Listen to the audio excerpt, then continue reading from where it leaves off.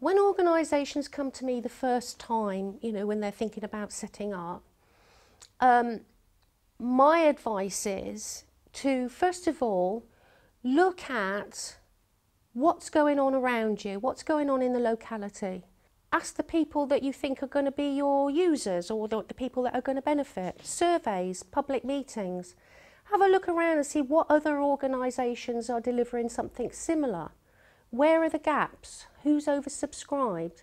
Quite clearly, the new organisation needs to have a nucleus of people who are very committed in starting up a new charity or a new small group of activities. So you need a sort of high energy group of trustees as to help the organisation through whatever will appear. And they need to be people who not only understand about the issue that you want to address with your organisation, whether it's care of animals, children or whatever, but also people with wider knowledge, particularly in areas of finance and charity law and so on. If you are looking to set your organisation up for charitable purposes, then the objects for which it is set up and which appear in the governing document must comply with the Charities Act 2006. You need to decide on a legal structure for it, and there are basically three choices for that at the moment.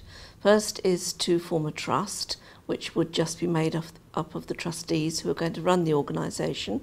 Secondly, an association, which would have a membership from which the trustees would be elected at the AGM, or a company limited by guarantee. Anybody considering setting up an organisation really needs to take advice from their local CVS, and they'll also help them with drawing up a governing document.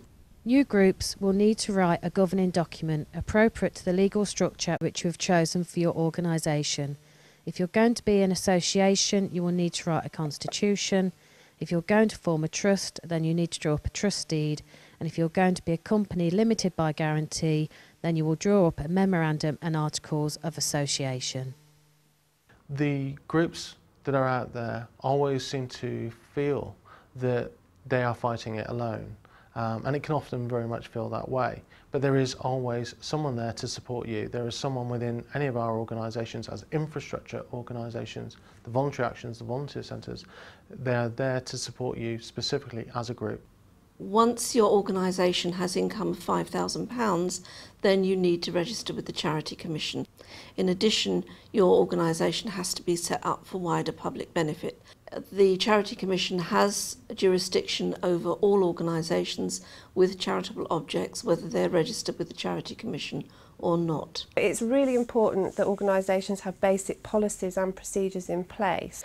And some of the really important ones are the health and safety, data protection, confidentiality, bullying, harassment and grievance.